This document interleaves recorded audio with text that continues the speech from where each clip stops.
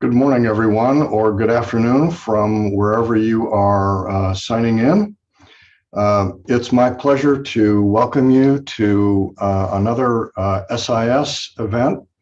The School of International Service at American University is the largest school dedicated to the study and practice of international affairs. I'm Eric Novotny. I'm president of the faculty, as well as the head of our graduate program in foreign policy and national security. We have had a burgeoning cyber program at American University for the last 6 years, have graduated over 100 students.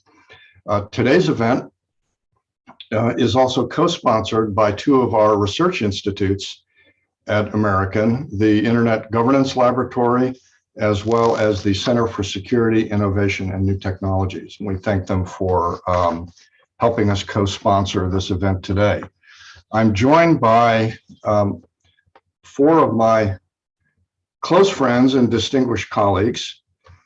Jay Healy, who is presently the Senior Cybersecurity Strategist for the Cybersecurity and Infrastructure Security Agency at the Department of Homeland Security. Jay was the founding director of the Cyber Statecraft Initiative at the Atlantic Council, as well as heading up an excellent cybersecurity program at Columbia University in New York. Welcome, Jay. Thank you. Next, we have Megan Stifel, who is currently the Chief Strategy Officer with the Institute for Security and Technology. She is an attorney, has had a distinguished career in government, both at the Justice Department and the White House. Lisa Dyatko. Lisa, you are here too. Lisa is presently an analyst for trust and safety at Google. She's joining us today from Dublin, Ireland. And I'm proud to say that she is a graduate of the School of International Service. We always welcome distinguished alumni and to our sessions, and we're very happy to have one of our most accomplished young scholars and alumna today. Lisa, thanks for joining us. And finally, we have Kurt John. What would a cybersecurity panel be without having a Chief Information Security Officer with us? And Kurt has had a distinguished career in the practice of cybersecurity, presently the Chief Cybersecurity Officer with Siemens USA, where he is responsible not only for the internal security of a global sprawling major industrial corporation, but also with the products and services that Siemens builds and markets, as well as the supply chain that keeps it all moving. And I'm sure he's going to have a lot of very interesting things to say. So with that, I'd like to start with Jay, turn the program over to him. I'd like each of the panelists to take a few moments and say a few words about the issue of internet governance, cybersecurity, and the relationship of the public and private sectors. These include questions of governmental authority, to what extent the public and private sectors should cooperate, where we need to do perhaps some more work, what the proper roles and responsibilities are, and how this all rolls up into the global internet in terms of how it is managed, how it is governed, and what norms might be emerging or not emerging in that space. So with that, Jay, I'm going to mute my mic and the floor is yours. Awesome. Thank you so much. Thanks to AU and the Institutes. It's wonderful to be here, especially with such fabulous panelists. Oh, and I'm not here wearing my role at the Cybersecurity Infrastructure Security Agency. I'm here in my role as a senior research scholar at Columbia. My comments, please do not associate any part of my comments with any kind of government position. So a couple of years ago, I had done a history book of cyber conflict called Fierce Domain. And we were looking through and going from 1986 up to 2013 and looking at, boy, what have been the cyber conflicts and who's really done what to make them better. And one of the real lessons that hit to me out of that was that few, if any, of the cyber conflicts that I looked at were decisively resolved by any government anywhere, either individually or collectively. By far, it was the private sector, again and again and again, that were there to play the decisive role. And that's a huge difference of any other kind of conflict that we can really think of, any national security relevant conflict, that it's the private sector that's there again and again to have the decisive role.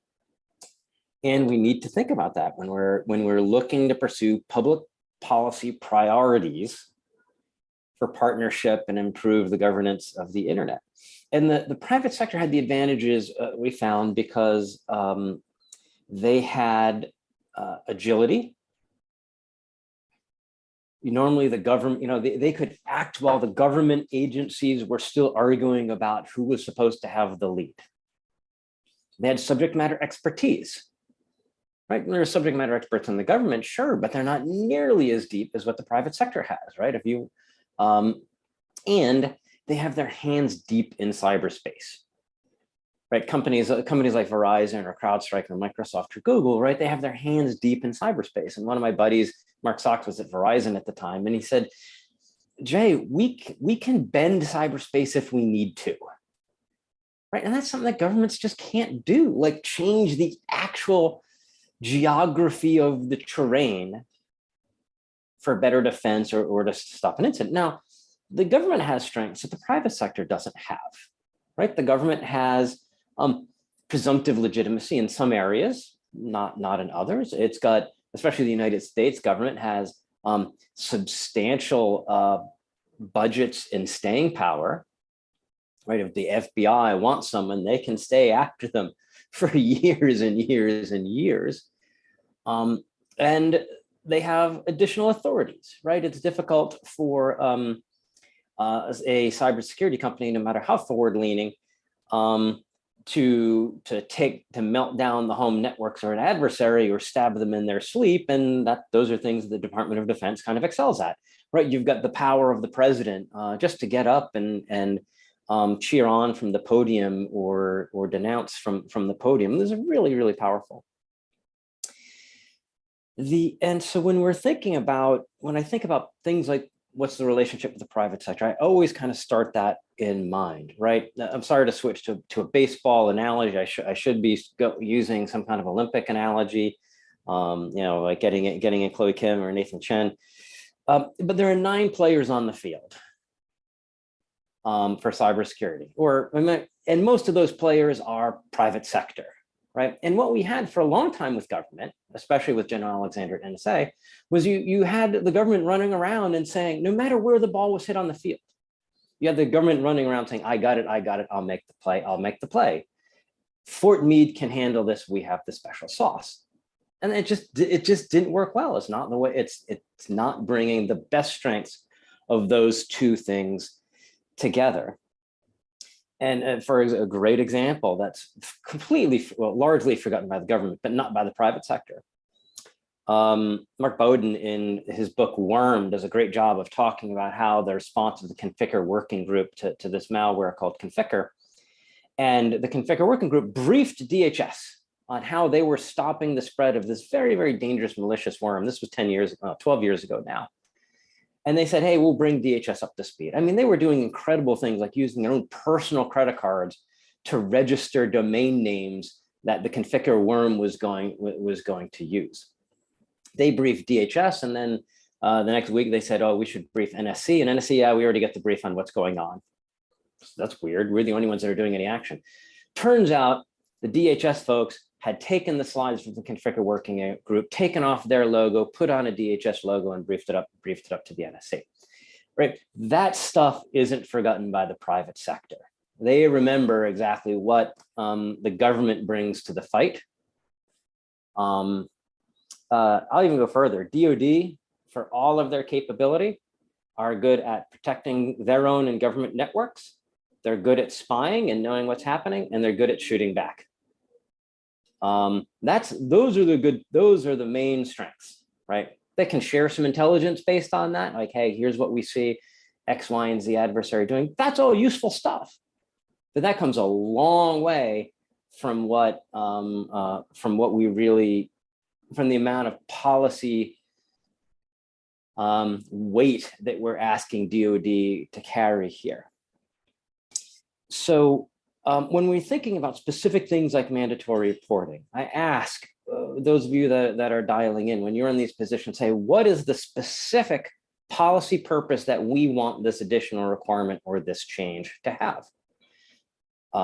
Such as, okay, we want mandatory reporting. Sounds obvious, right? But depending on what our actual policy purpose is, change drastically exactly what we want reported and when. If we just want to get, for example, insurance better, and we want to be able to make sure that we can do better risk management by having better statistical and actuarial data, we don't need a 24-hour reporting. We can make do with weeks or months afterwards because it's just statistical reporting for actuarial reasons. So if that is why you hear someone say we need sharing, then it doesn't need to be on a very tight reporting. If we are saying, boy, we need to know, like FBI asked last week, hey, everyone, you need to tell us if you're getting hit by ransomware because we need to know if Russia is starting to do anything crazy. That's got a specific purpose. And maybe that information does need to be reported more quickly. But we don't have to, we're not asking the government to do anything about it. It's just so that we can understand the context of the geopolitical situation. Third is we had what happened with Colonial Pipeline. You had the systemically important company that was having a major issue and was not talking about it and not sharing what had happened or what they were planning. That the government, you can say, needed to know immediately so we could understand the cascading impact.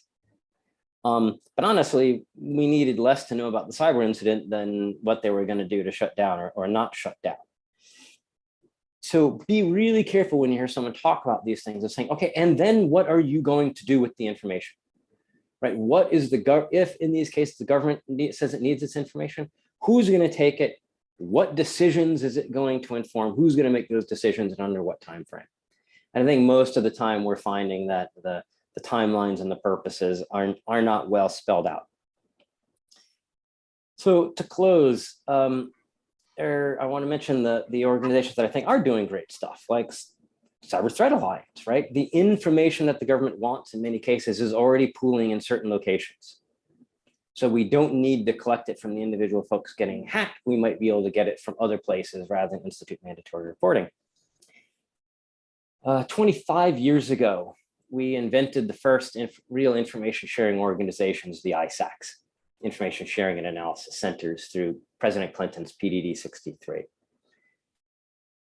That helped change the nature of how we were doing things. Almost 30 years ago, we invented the very first chief information security officers. Steve Katz was probably the first one at Citibank.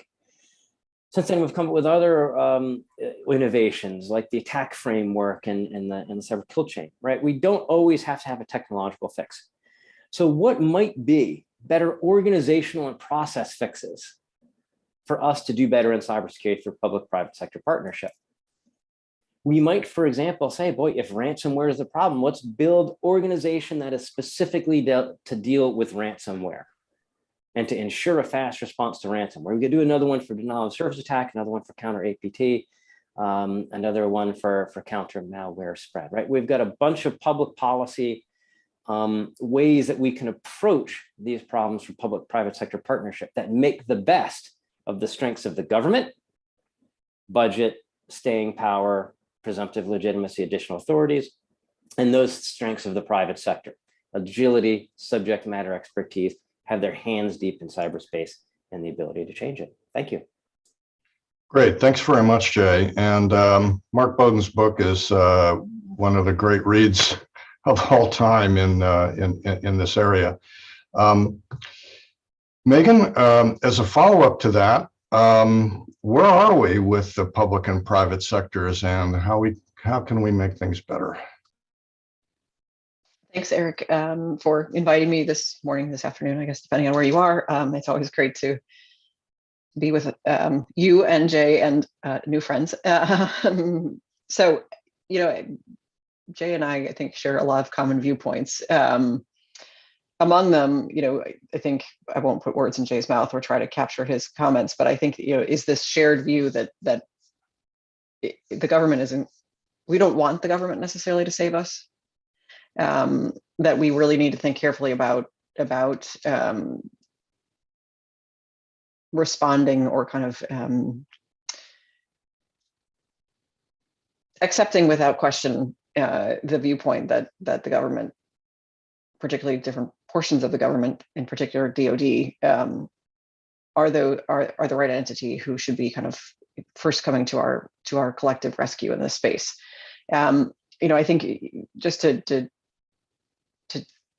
tap off of a couple of comments that Jay made, we are in the United States in a position where, as Jay mentioned, the likes of Verizon can shape the direction of ones and zeros. That isn't always the case, and that isn't the desired case for certain countries, because the ability for the private sector to shape the direction of those ones and zeros is seen as a threat. And here I'm speaking particularly of authoritarian regimes like Russia and China, but not only those. And so we need to be mindful that we are in a privileged position, I think, for those who believe in the idea of privacy, civil liberties, and kind of a free market economy and the benefits that can bring to us. And that also, though, then comes with some, with great, with great capability comes great responsibility, or something like that. So, thinking about where we are with the public and the private is really, we're in a better place, I think, than we were just a few years ago, and even a better place than we were a few years before that. But it is a very slow maturation that we're witnessing. And unfortunately, as unsatisfying as it may be, we really need to be patient with that maturation, rather than, I think, say, you know what, this is too hard. DoD can help us and save us. And the reason I say that is because actually we have, I think, tremendous capability, both within the private sector, as Jay articulated, but also within the government. And the government has sufficient authority to manage the issues that confront us, that are truly actually high consequence issues. Unfortunately, though, we are still playing catch up to our new digital lives. And as a result, we're sometimes caught flat-footed.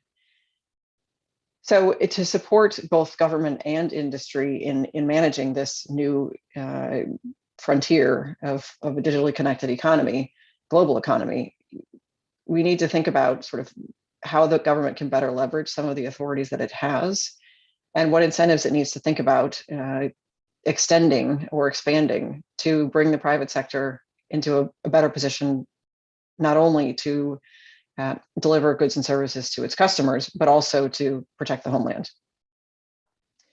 So when we think about sort of back to this idea that the private sector can help us shape the ones and zeros, as opposed to a kind of an authoritarian regime where you do have critical infrastructure really directed and controlled by the state, there is a process through which now, actually, the government can, if it needs to, require that certain information be disclosed by a range of stakeholders, including platform providers, but not only platform providers.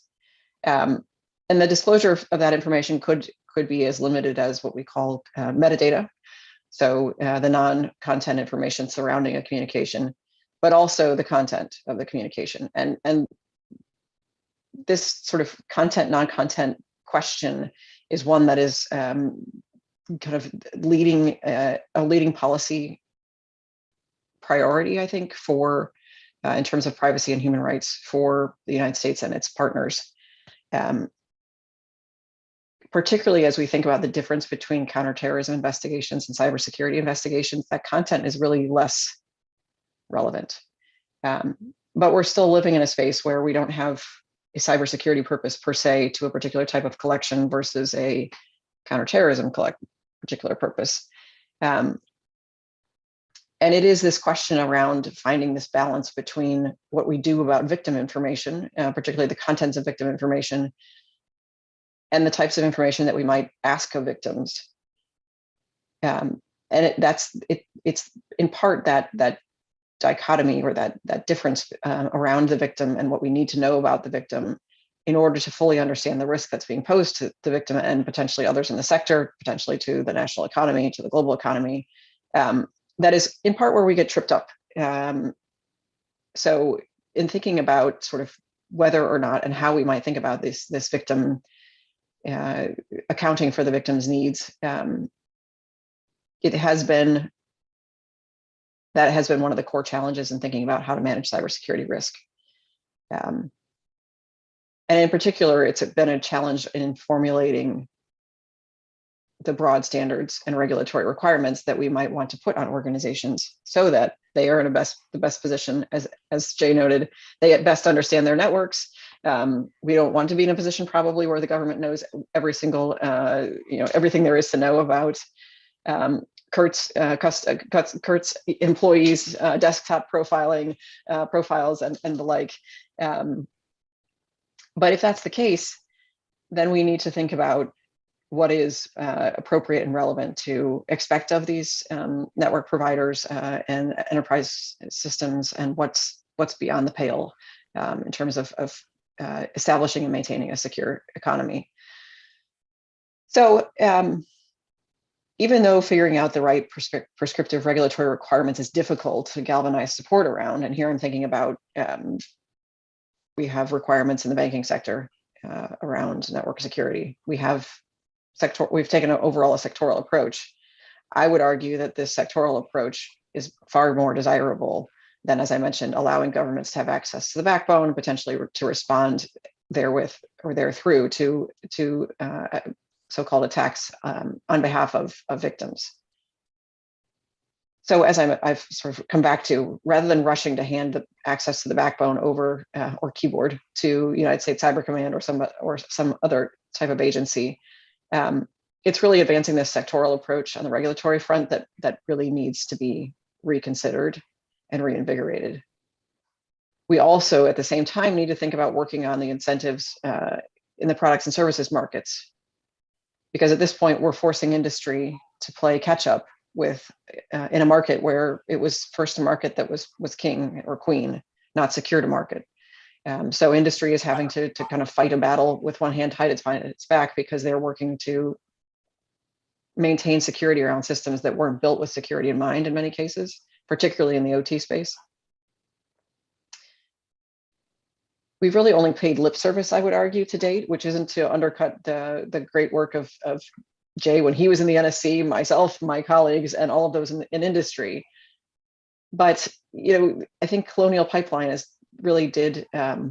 a bit of a watershed moment. I don't like saying wake-up calls, but it did force the government to really take another look at the scope of its existing authorities and how it might better apply those. We're seeing similar approaches, although in a more voluntary nature, when it comes to water treatment plants, again, because there was an incident that happened where I think it was the hydrogen levels of a water treatment facility in Florida were raised remotely. So we're living in this kind of you need to see it to believe it approach to managing and requiring more of the private sector. And I don't think that that's in our best interest in the long run. So just to quickly close, on the collective defense question, I think, as I mentioned, we really need to be thinking about how to best incentivize industry to reduce the need for the government, in most cases, to help them respond. So if we're better able to bring more secure products and services to market, if we have the ability to help industry deploy those and acquire those and maintain them in a more secure manner, then we're going to reduce the need for, or sort of the desire for some to open the door to a more intrusive approach from the government. And one of the ways that I think we can think about those incentives is really looking at some lessons taken from, among other places, the environmental movement over the years. We now have ESG ratings, which are, I think, a bit more sort of popular and favored in Europe and the European markets, but ESG meaning environmental, social, and governance, looking at industry and looking at how they are managing their themselves as it pertains in each of those kind of categories. What I don't think is accurately or sufficiently accounted for in these ESG ratings is how an entity is supporting and managing its cybersecurity risk, not only for itself as an enterprise, but also for the goods and services that it is producing. Of course, a jacket doesn't have cybersecurity risk, but the supply chain that the jacket is woven from does. And so by even goods and services, goods entities thinking about better managing this and demanding higher cybersecurity of their suppliers and the supply chain, we can again be advancing a more market-driven approach than we might through pure regulatory measures alone. So I'll conclude there and turn it back to you. Thanks, Eric. Good. Thanks very much, Megan. So thanks also for bringing up the notion of cyber risk. So Lisa, maybe you can tell us a little bit about trust and safety as opposed to cyber risk. We'd like to hear that point of view. Sounds good. And I need to make a disclaimer, we'll be talking a lot about Google, but all the information I'll be talking about is open source. So no internal leaks during our conference here. So who governs the internet? I'm looking at this question from information security perspective. So I'd argue that actors who control access to information govern the internet. So I'd like to go through a few actors that, in my opinion, can claim the leadership in this field, and then provide a few of my thoughts on government regulations in the industry, as well as private-public partnerships. So how does the information get to the user? The majority of information is found online using search engines such as Google. So Google, as many may know, has internal quality rules and standards that impact the results that serve to the users. However, some information is also created on social platforms, such as Facebook and Twitter, and they also have internal rules and standards regarding the information that they circulate. Sometimes governments believe that those rules that the companies create are not enough. And it depends by the country. So in the US, Communications Decency Act of 1996 has Section 230, which treats online platforms as platforms and not publishers. So they're not held accountable for content that is created on these platforms. However, a lot of people in the US believe that there is a long reform overdue, and social media platforms and search engines and other companies should be way better regulated. But this is in the US. So we should also keep in mind that different countries view freedom of information differently. For instance, Google was just fined by the Russian government for having a banned opposition newspaper in its search results in Russia. And not to mention, to get into China, Google had agreed to censor some search results shown to Chinese users. Another component of internet access is internet infrastructure.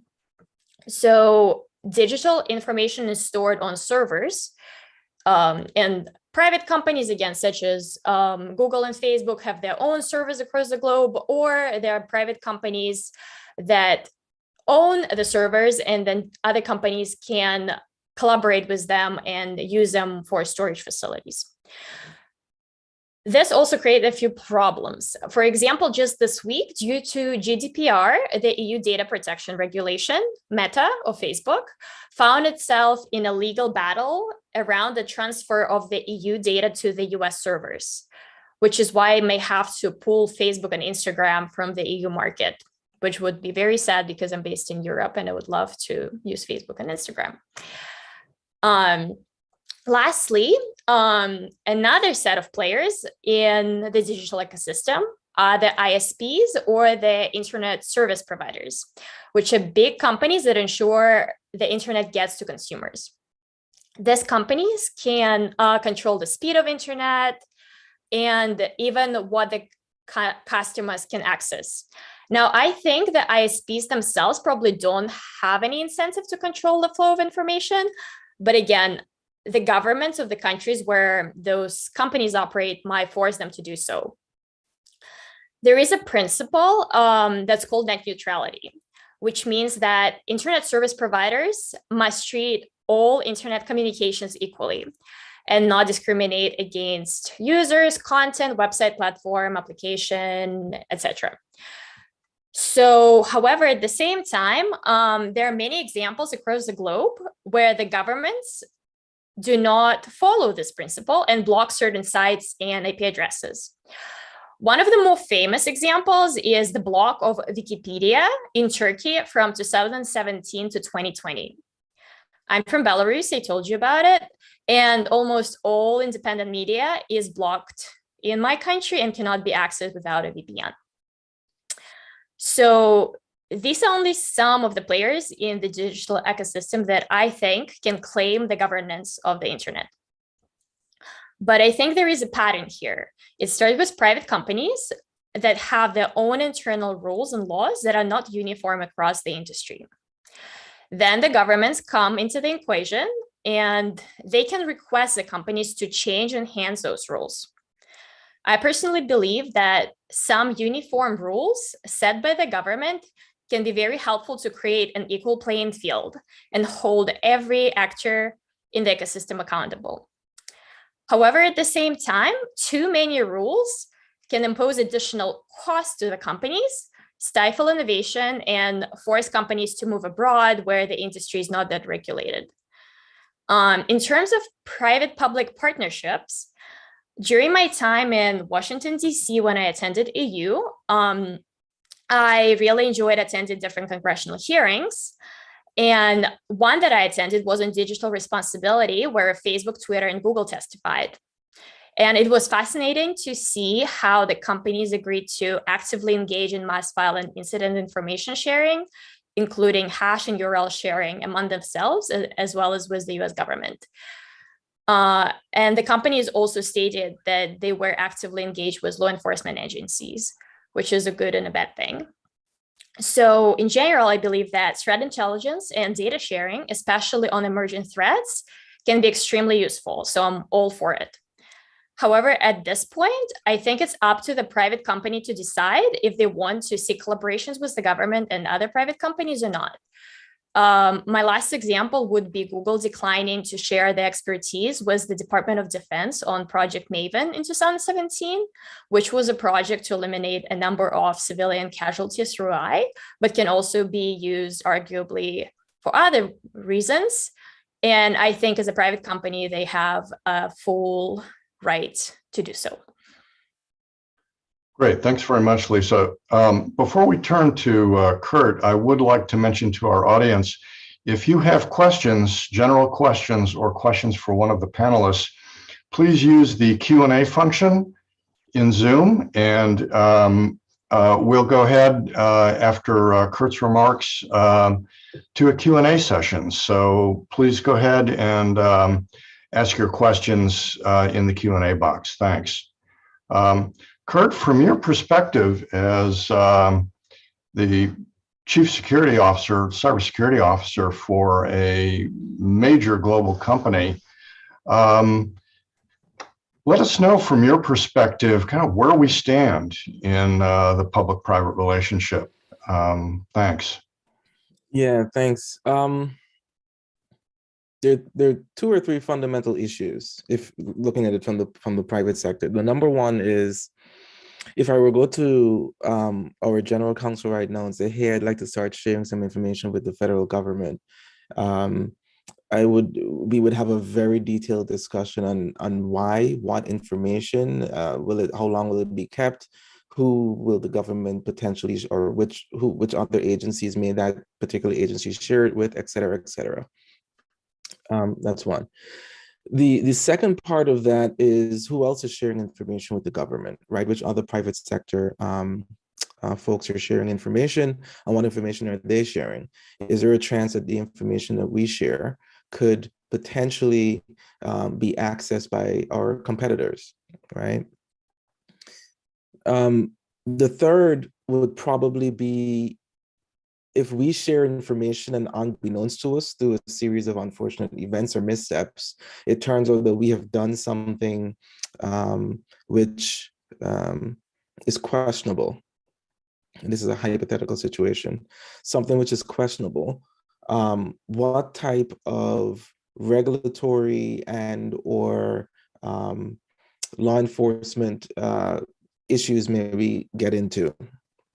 So there are these process barriers, right, in terms of information sharing. But I was on a call with a good friend of mine, Joanna Berkey, yesterday, and she asked the question, what is information sharing? Yeah, because I think all of us have different definitions of what that is. And if we get to that, maybe some of those concerns may be met. So that's the first, the process barriers, I would say. The second part of information sharing is, or issue or potential barrier would be, there are a lot of, between the ISACs and then some new initiatives that are happening and the way cyber is spread across several different federal agencies. I like the initiative right now, which is to concentrate it as much as possible in CISA. Jenny Stilly and team, I'm so happy Jay is over there now, have done a phenomenal job, and I hope that continues. A great foundation is being laid, so that's good. But from my perspective, right, depending on what it is, I'm dealing with the Secret Service, I'm dealing with the FBI, potentially the NSA, I'm dealing with CISA or DHS. So there's a lot, and then not to mention the ISACs that Jay mentioned, right, that are established about, what was that, 96, 97, somewhere around there, a few decades ago. So what information is being shared where, and who's, if it's with an ISAC, who are they sharing it with? If it was a Secret Service, are they sharing with the NSA, vice versa? And so you can understand very quickly, you feel as though you've lost control, right, of the data that you're sharing, and if you need to pull back, like, how do you do that in a way that keeps you comfortable? The other part of this has to do with how quickly the private sector moves, right? And maybe we're getting into the potential opportunities of public-private partnership, and then I'll conclude with my general thoughts overall. The private sector moves pretty quickly. I actually think, for example, Megan mentioned, how do we do secure the market? I think that problem's going to solve itself, albeit if it was to be done organically, it'll take longer than it should. So I think what Megan's referring to is probably the inorganic period. So the gap between where we are now and how do private companies really leap forward in terms of secure the market. But long story short, what I'm trying to say here is the private sector has a lot of depth of knowledge, not necessarily horizontally, right? And there's some organizations, let's say, for example, that provide these very fundamental, what I call critical infrastructure. Whether you agree or not, if you think about it, it is. So for example, whether it's Microsoft for Azure and Office 365, if it's Amazon for AWS, right? These are sort of the underpinnings of how we get stuff done, how platforms are running, etc. So those will have like a broader view of what's happening in the internet than maybe some other companies. But by and large, the private sector tend to be very narrow in understanding the threats that are sort of out there, right? So we might get so for example, Siemens might get attacked in a very particular way because there's something that the adversaries need from us or would like from us in order to, accomplish, whether it's money or the next step in their plan, whatever the case might be. Similarly with these different private organizations. So I think the government is in a really good position to do some level of aggregation to get that horizontal view. Let me park that for just half a second and then step back to the private sector. For the most part, we focus almost 100% on defense. no offense. Yeah, and that's tricky. I know we've heard terms like defend forward and so on, but it's very difficult for the private sector to do that because we just don't have the intelligence. So let's say we just think it's a random person attacking us and we defend forward. Well, what if that person is leveraging a hospital's infrastructure and we defend forward and then shut down that hospital and people get hurt, right? And then there's all, you add into the complexity of nation state and so on. It makes sense that the private sector is 100% or almost 100% defense. But where the government then fits in, and I come back to pick up that horizontal view that I mentioned, is through some aspect of information sharing, the details of which are still TBD, hence why we're having this discussion to begin with, because it's not an easy solution, is defense support, again, because of just the breadth and awareness that the government has, and offense, because the collection of private companies in a country, and I'll use the US as an example, constitutes its GDP, constitutes its critical infrastructure, right? So it makes sense that the government is in that position for defense support as well as offense. So what does this mean for public-private partnerships going forward? So I kind of talked about some of the issues and challenges from the private sector side, some of the issues in terms of getting past the barriers of just approaching this information sharing. There's the issue of sort of the federated or maybe democratized, or just there's a lot of agencies and a lot of information sharing centers. So how do we consolidate that and try to make some better sense of it and how we approach that? Having said all that, we have everything we need. We have the technology, we have the expertise, we have the people. What we're facing fundamentally right now is a little bit of a process issue, a culture issue, and by culture to a certain extent, a trust issue. And so what we really need to which is why I mentioned CISA in particular, and being appreciative of what they've done and how they're going about it. It's the how, which is so critical. And even the National Cyber Director, Director Inglis, has been phenomenal. I mean, the lineup right now is just phenomenal. And I think we're well positioned now to lay a solid foundation that can transcend administrations and allow us to really figure out how we want to do this public-private partnership. I'll leave it at that. Great, thanks so much, Kurt. We have a great list of questions, and it just demonstrates the complexity of all the moving parts in this space. I'd like to start out with, and just go down the list. We have a question on the legal framework for monitoring online speech. We have a question on the US-China relationship with respect to 5G technologies. We have one question for Jay Healy on building up trust. And then finally, to round things out, cryptocurrencies, which we haven't yet talked about, which are a major issue as well. So let's start out with the legal framework for online speech.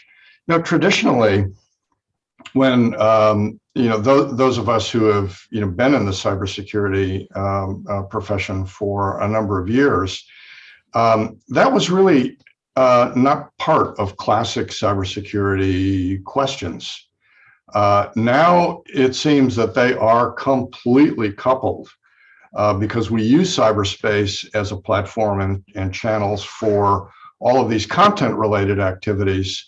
And not just classic cybersecurity problems, such as computer network intrusions and so forth.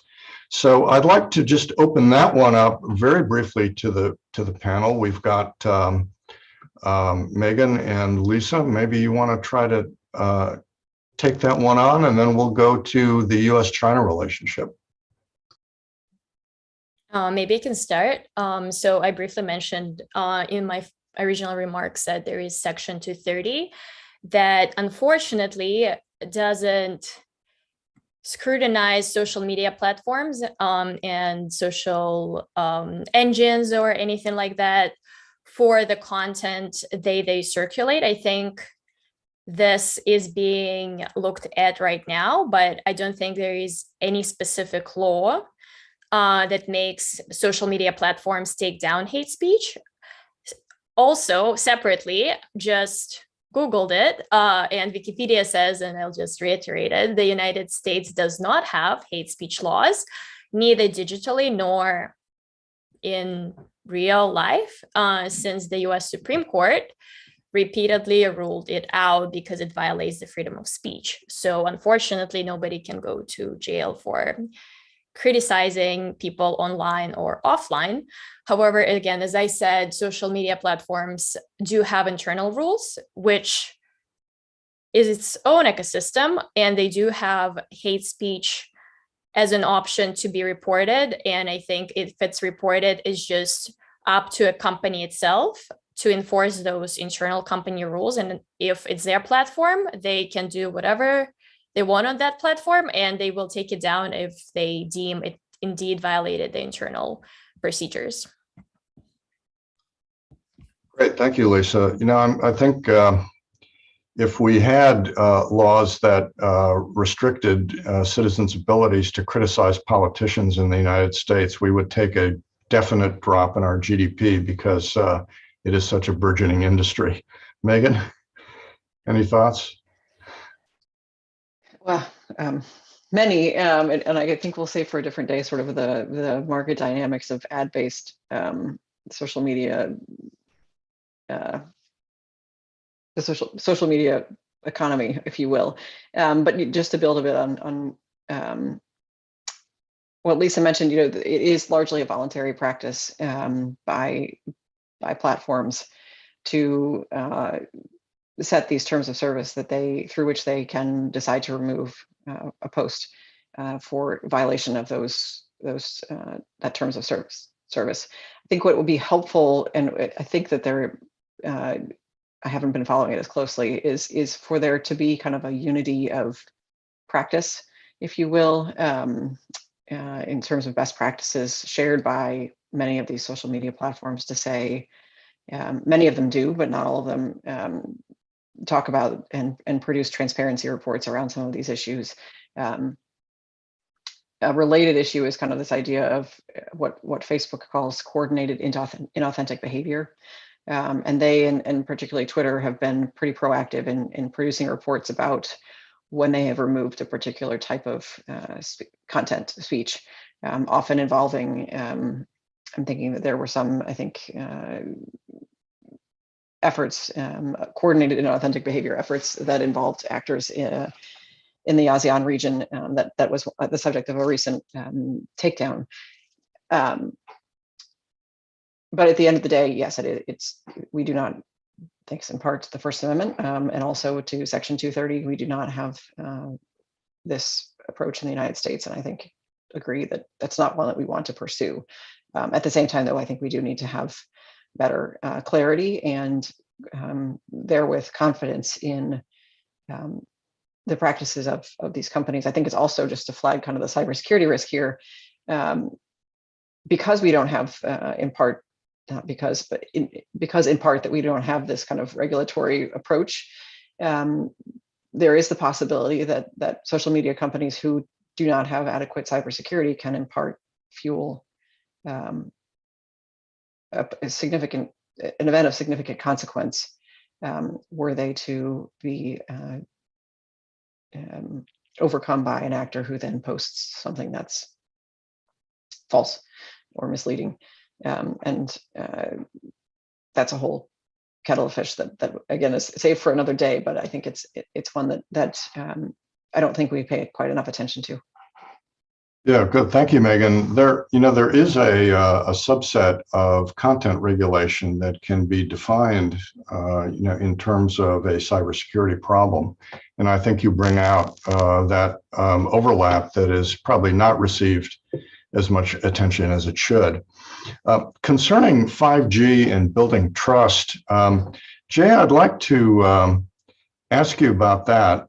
We've got two questions that, in my mind, seem related. One is how you build up trust and then a rather aggressive US government policy concerning infrastructure, and particularly as it relates to Chinese manufacture and service development in 5G technology as a salient example.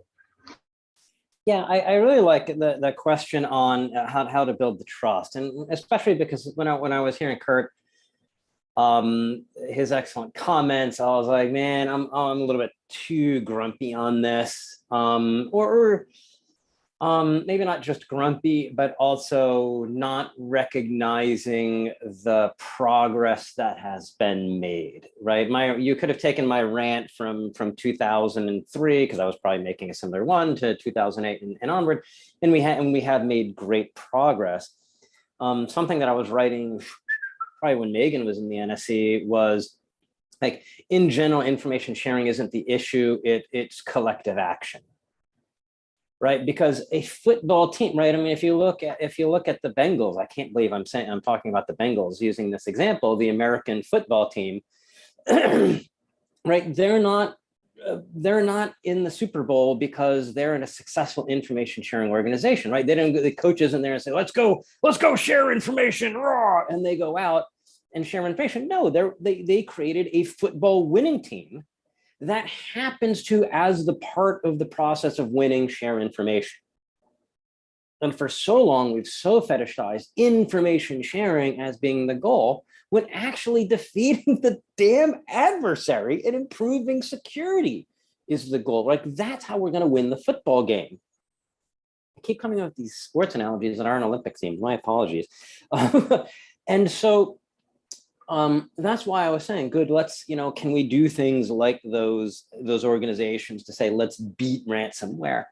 And where the US government has really made progress, and I'd really encourage the EU to figure out where they might be able to copy from us on this, and also Japan, are things like the JCDC. Oh my God, I'm gonna have to figure out what JCDC stands for.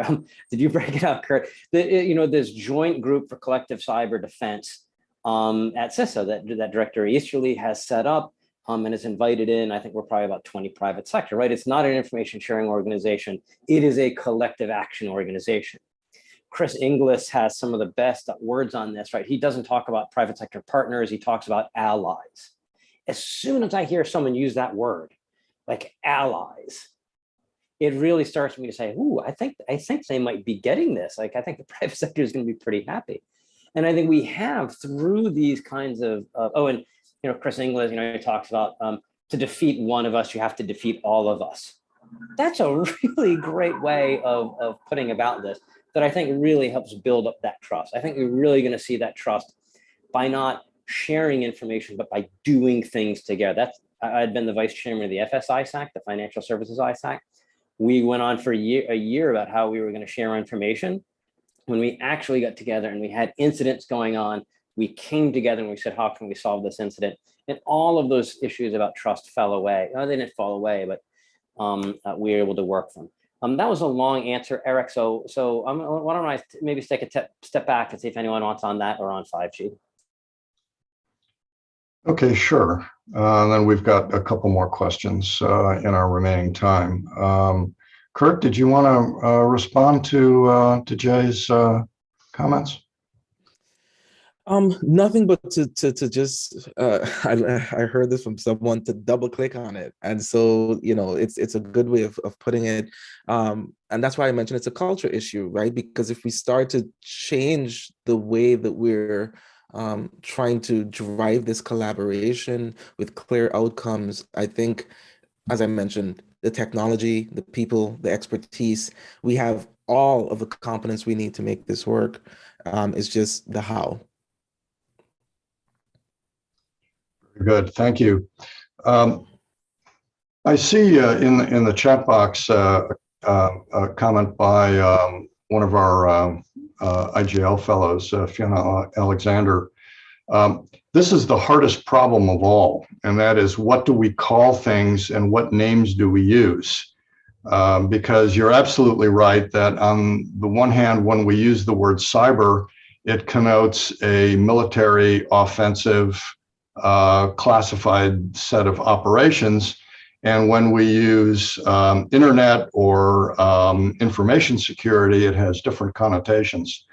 I've struggled with this ever since I've been teaching courses on this subject, and just try to alert my students to the fact that there is now really accepted standard terminology here.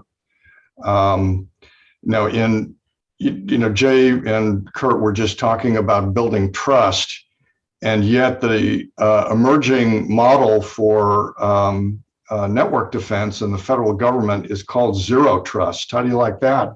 Gentlemen, isn't that a term that we would just love to continue?